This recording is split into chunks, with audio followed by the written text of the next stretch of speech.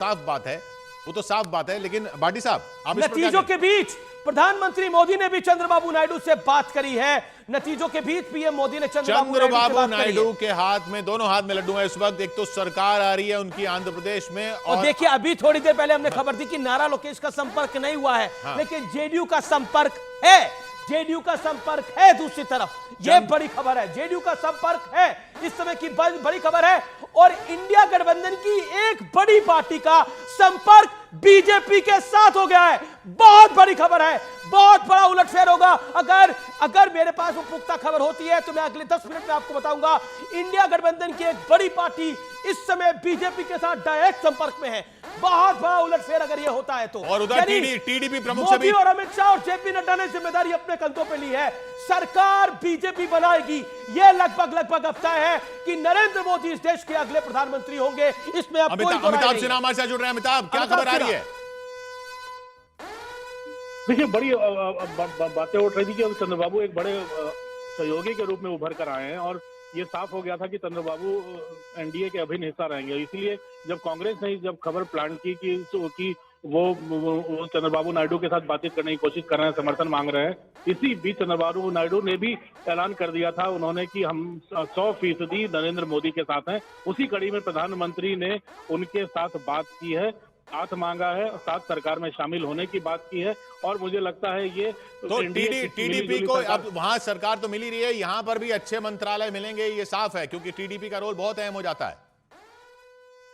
बिल्कुल बिल्कुल। चंद्रबाबू एक पहले भी वाजपेयी सरकार के हिस्सा रहे हैं और इस बार भी चुनाव के पहले एक बड़ा गठबंधन बना है किशोर। तो मुझे लगता है कि अब एक सरकार में साथ चलने के लिए भी एक औपचारिकता बाकी थी। तो पीएम ने चंद्रबाबू नायडू से ही बात की है, कल बात कर चुके हैं। अब नतीजों के बाद एक बार फिर से बात होगी। मुझे लगता है एक फॉर्मेलिटी की जा रही है ताकि जो फॉर्मेलिटीज है सरकार बनाने की, वो इन नेताओं के साथ इनको न्योता देकर सरकार में शामिल होने का आगे बात की जाए।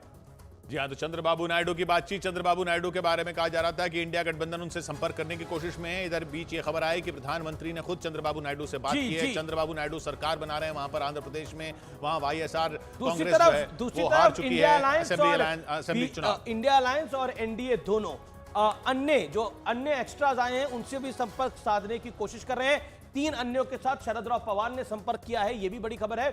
और 2 से 4 अन्य एनडीए के साथ, बीजेपी के साथ डायरेक्टली संपर्क में है, वो भी अपने आप में बड़ी बात है।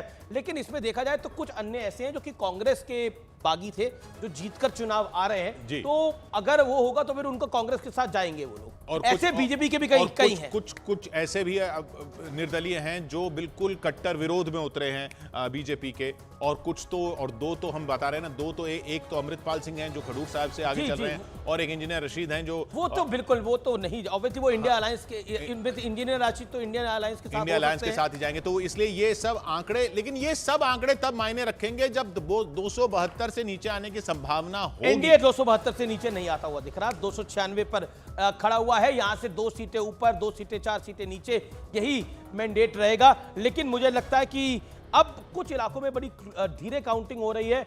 उत्तर प्रदेश में वहां पे नजर रखनी पड़ेगी, वहां पर धीरे काउंटिंग है, तो वो देखना पड़ेगा वहां पर क्या रिजल्ट में तब्दील होता है। लेकिन राजकुमार भाटी, क्या आपको लगता है कि इतना जब क्लियर मैंडेट है एनडीए के पास, तो आप लोगों को सरकार बनाने का प्रयास करना चाहिए? नहीं, हमें तो पूरा भरोसा, प्रयास नहीं करना चाहिए। हमें पूरा भरोसा है कि सरकार इंडिया गठबंधन की बनेगी। लेकिन अगर एनडीए की बनती भी है तो हम एक तरह से आश्वस्त इस बात में होंगे कि अगर इन्हें बहुत बड़ा मैंडेट मिलता, 400 पार हो जाते, तो जो हमारी आशंकाएं थी कि संविधान बदल दिया जाएगा, आरक्षण से छेड़छाड़ की जाएगी, सामाजिक न्याय की गति को रोका जाएगा, उसमें आप ये कामयाब नहीं हो पाएंगे। हमें इस बात की संतुष्टि है कि हम इतनी ताकत में होंगे, और लोकतंत्र में विपक्ष का मजबूत होना भी बहुत जरूरी होता है। तो चाहे सरकार इंडिया की बने तो भी एनडीए विपक्ष में रहेगा तो वो मजबूत होगा, और एनडीए की सरकार होगी तो हम मजबूत होंगे। ये यकीनन सही बात है कि किसी की भी सरकार बनेगी, ये एक बहुत ही मजबूत विपक्ष वाली सरकार बनने वाली है। बहुत मजबूत विपक्ष की सरकार बनने जा रही है, और काफी मजबूत विपक्ष है। 297 सीटों के साथ एनडीए, 228 इंडिया, यानी बहुत बड़ा अंतर नहीं है। 230 और 370 सीटों का लगभग डिफरेंस है। 70 सीटों का लगभग में, मतलब कि अगर एक को दूसरे से आगे निकलना है तो 35 सीटें इधर से उधर करनी है। 35 सीटों पर ही खेल हो जाएगा। अगर 35 सीटें इधर से उधर हो गई तो पूरा खेल हो सकता है अभी भी लेकिन 297 पर बहुत आगे 272 के आंकड़े से एनडीए। और बड़ी खबर यह है कि नीतीश कुमार इंडिया अलायंस के एक बड़े नेता से फोन पे बात कर चुके हैं। ये एक बहुत बड़ी खबर है, बहुत